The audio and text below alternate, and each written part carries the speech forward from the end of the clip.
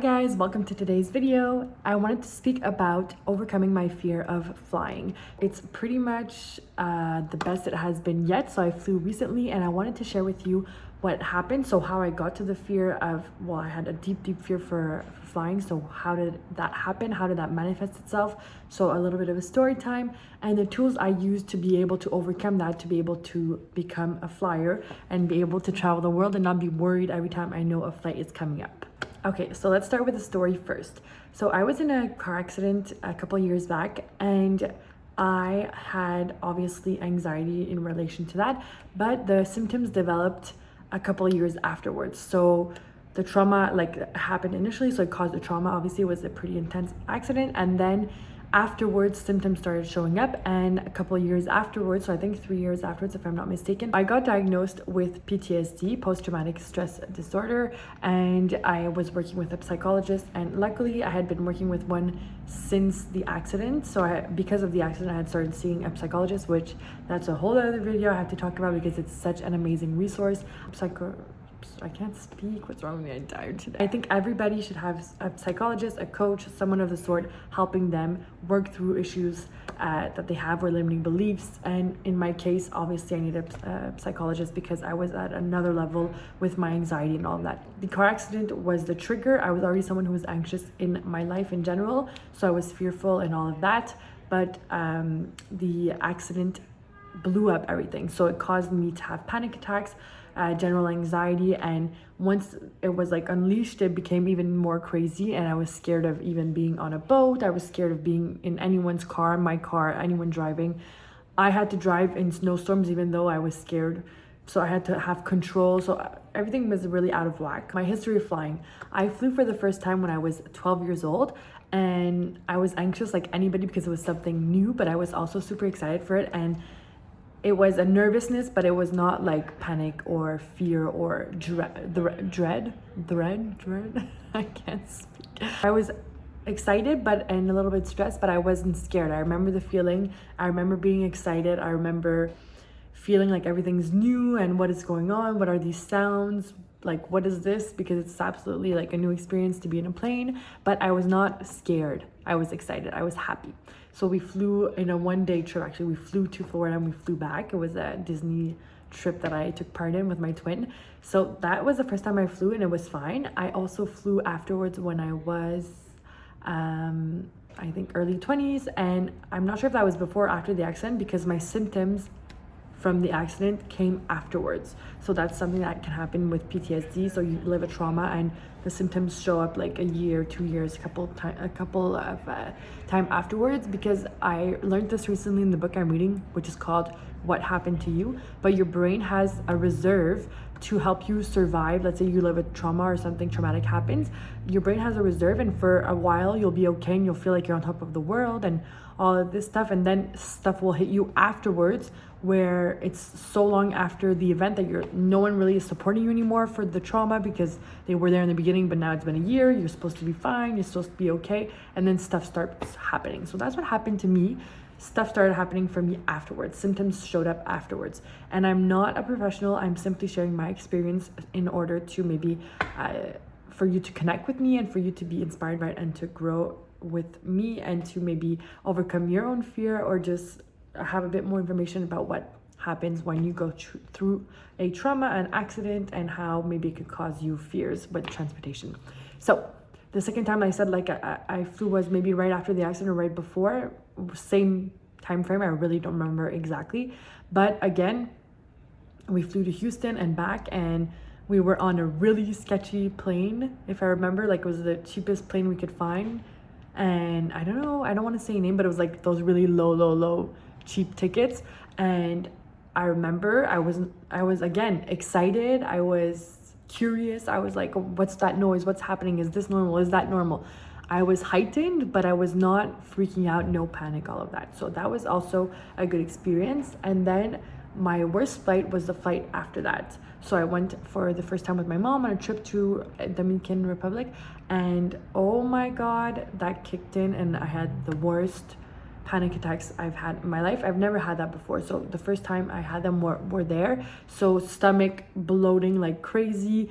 Can't calm my heartbeat, can't calm my head, can't calm my thoughts, just like crazy thoughts of doom. I can't even explain how bad it is because I don't feel that way anymore, so it's hard to like even put myself back in there. But it was just crazy, like intense anxiety.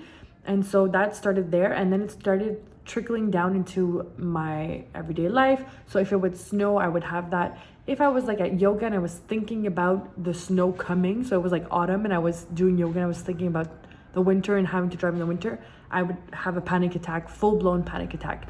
And so yeah, I started dealing with panic attacks. I started having them going on a boat, so I couldn't even enjoy my time with my friends in the summer. I couldn't get on a boat. I thought that something bad was gonna happen on the boat and I would fall in the water and literally die. Like, it's extreme. Like, you think when you have anxiety, it's very intense, and you think that it's doomsday every day and something really bad's gonna happen and you're gonna die. We were driving one day, I remember it was summer, we were on a trip in Cape Cod. We were driving to a beach. At the end of Cape Cod, it's like the ocean, surrounded by ocean, and it's so crazy to think about today, but I was thinking like, oh my god, there's gonna be a tsunami, it's gonna take over the end of that island and we're all gonna die, and I can't be going there, and boom, panic attack. Like, it makes it actually, like, I'm saying it now and I'm like, oh my god, I can't believe that's where my head was going and how my body was really reacting to that, and I'm really scared, and I can't believe that was happening to me. So I'm giving you story time and context so you understand how intense it is, and I'm laughing because it's about me, and I'm not laughing at anxiety or all of that, because that was horrible to go through. I thought that I was going to live my life like that, and that was so sad to me because I'm like, oh my god, what's wrong with me? Like, my head goes to these worst case scenarios, and I won't ever be able to go on a trip and have a good time and not stress. I won't be able to go do anything and not stress and not think of the worst case scenario. And I was like wishing that I could be ignorant and have no thoughts and not have my brain thinking about all these things that could be happening. It was really hard to go through, and it took me, I'm pretty sure, like 2 years, 3 years to fully like feel like it's better now. And I feel like COVID really helped because I was able to slow down even more, because that's what I really needed to do, was to slow down and stop being so high speed in everything I was doing. So COVID helped me slow down and actually take time to rest and just feel safe in the kind of my cocoon, and feel that life is okay and I'm protected and I'm safe and I can go and venture back out into the world and get confirmation that things are safe again. So I'll be right back. I'm just gonna go get a book that will help me for this and what I really turned to right away when I was like, I can't live my life like this. I'll be right back. So when my panic attacks started getting really intense and like things I've never felt before, I obviously started to consult right away. I was already consulting because I've always done it, and I think it's so important, and I do it for my growth, and I want to understand myself and work on my limiting beliefs and work on my childhood and work on my future. So I've always been consulting, but then I knew that I needed to go see her for exactly that. So I went to see her, and I also started researching like what the best type of therapies were. I didn't really want medication. At one point I was like, I need medication because this is crazy. Like, I can't live like that, and it's detrimental to me, to my relationship and my friendships, and it's not allowing me to live my life fully. So I was like, maybe I need that for a while as a crutch. And sometimes I think it's very important, and people do need it, and they should be using it for a while or however long they need it, and to get out of it. I almost went there because I was like so sad, so discouraged. I couldn't believe that these symptoms were happening to me. And so I went to see her, and I decided finally not to go with medication, and I discovered CBT. And I was doing it with my psychologist and also on myself. So this is the book that I got to do it on myself, because cognitive behavioral therapy, so CBT, cognitive behavioral therapy, it's something that if you do every single morning, every single day, a little bit every single day, it adds up over time and you get results. But you need to be doing it and work with yourself. Like, you can't just be going once a week to see someone. You could, but I mean, or multiple times a week seeing someone, but I wanted to take matters into my own hands and accelerate and feel better faster. So I was doing it every single day, so it would add up over time. This is called the Anxiety Workbook, and it's a 7-week plan by Arlen Kunik. I can't say her name. So obviously they're professionals, and it's a 7-week plan to overcome anxiety, stop worrying, and end panic. So they help you determine, they help you understand anxiety. So A lot of us use the term anxiety today, unfortunately, so it gets misconstrued. Like people, if you tell them you have anxiety, they think you're stressed. Anxiety is literally not, it's like you have symptoms and it's like a disorder, if I can say it that way. And it's actually like you're going through things that need treatment. So either psychological treatment like this when you're doing it on yourself, but it's led by professionals. It's not something that you're stressed and you need to take a bubble bath. Like this is next level. So they make you understand anxiety. They make you understand the types of anxiety, so you discover what anxiety you have. So mine was general anxiety and phobia with the flying. So definitely phobia.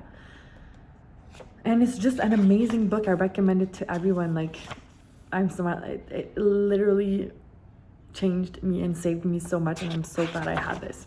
So this is what I started with. So yeah, you go through anxiety checklists. You learn the forms of anxiety. She explains how you can get better, and so they make you reflect a lot. They explain the cognitive behavioral approach.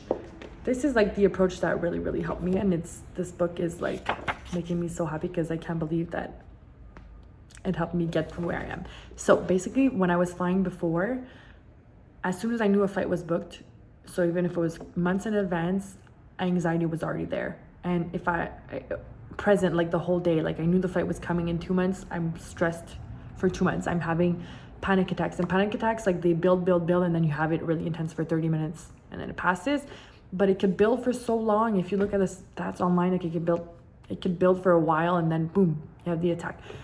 They're just horrible feelings, honestly, when you have anxiety. The symptoms that you can have are just really bad, and obviously it leads to affecting your relationships. It can affect the way you work, the way you are in your daily life. You can feel like you're procrastinating, that you're lazy, all these things that you could start feeling about yourself. So there's a lot of shame that comes in, a lot of guilt, and I absolutely wanted to fix that. So I used this, and I worked on myself for 7 weeks. I kept seeing my psychologist, and one of the ways to heal yourself that helped me the most was to expose myself.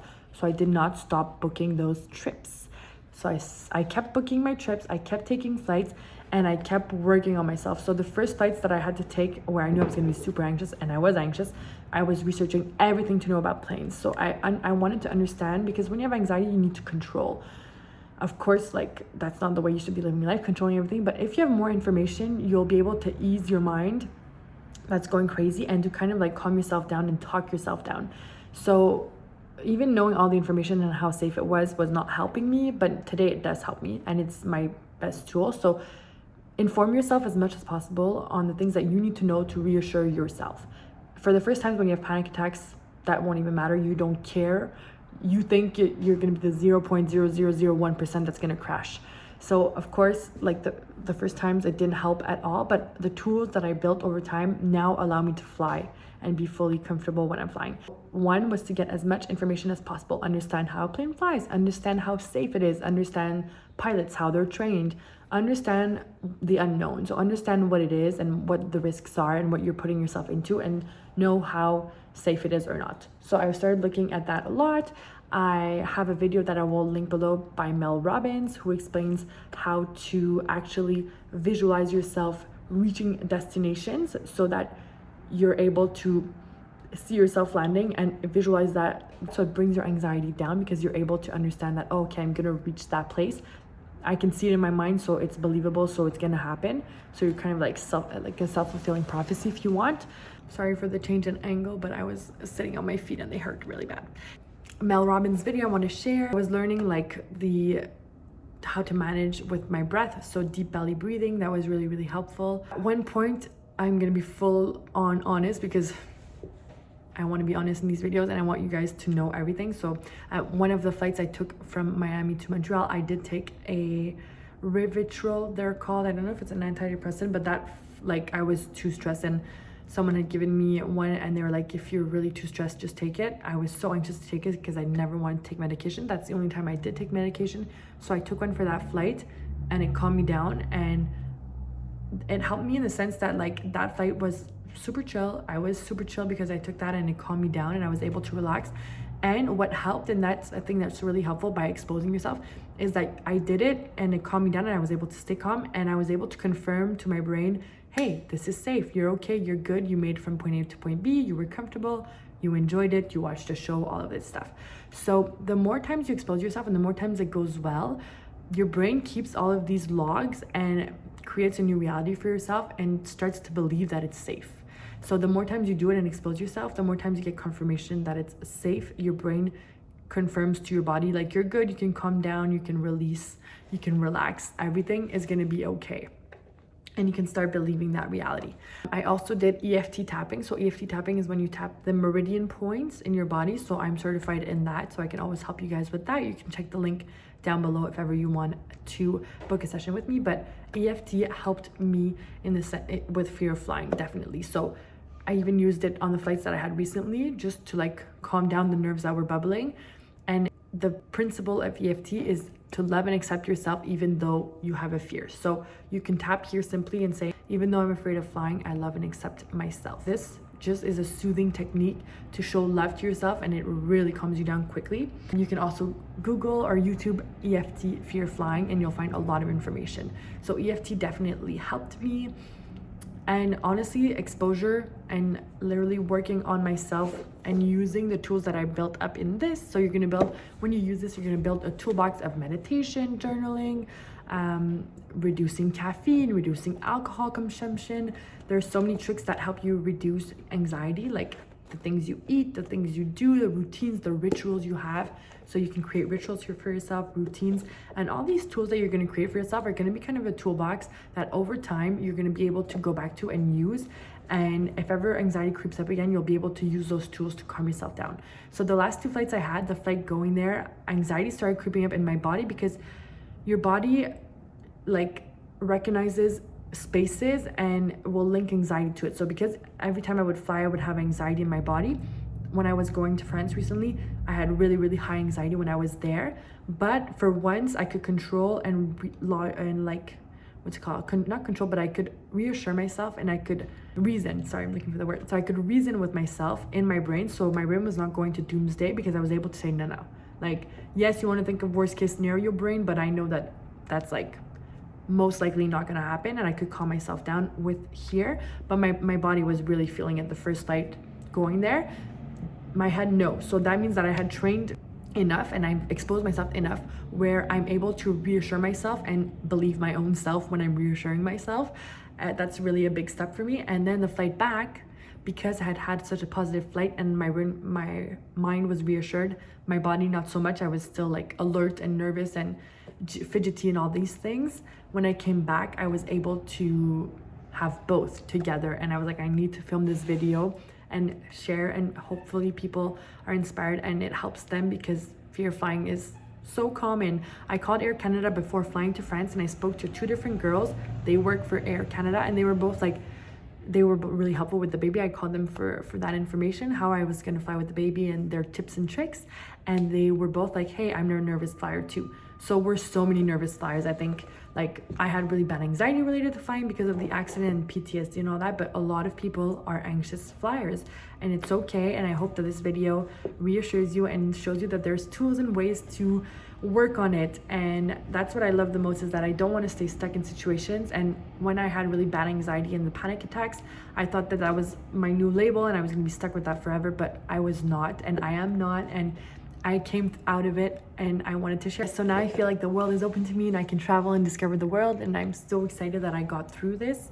So I hope this video gave you insights and hopefully showed you how it's possible to overcome your fear of flying. Keep pushing yourself, keep working on yourself. Know that your brain is malleable. You can help yourself to learn new ways of thinking, and it's going to take time, but repetition is key, and you can be consistent and loving on yourself, and you can overcome fears that you have, and you can work through panic attacks, you can work through the anxiety, you can work through a diagnosis of this sort anyways for myself. So that's my experience. I'm sharing it in order to inspire you guys, to help you if you're going through something similar. And I wish you a beautiful day. Thank you for watching the video, and we'll talk again soon.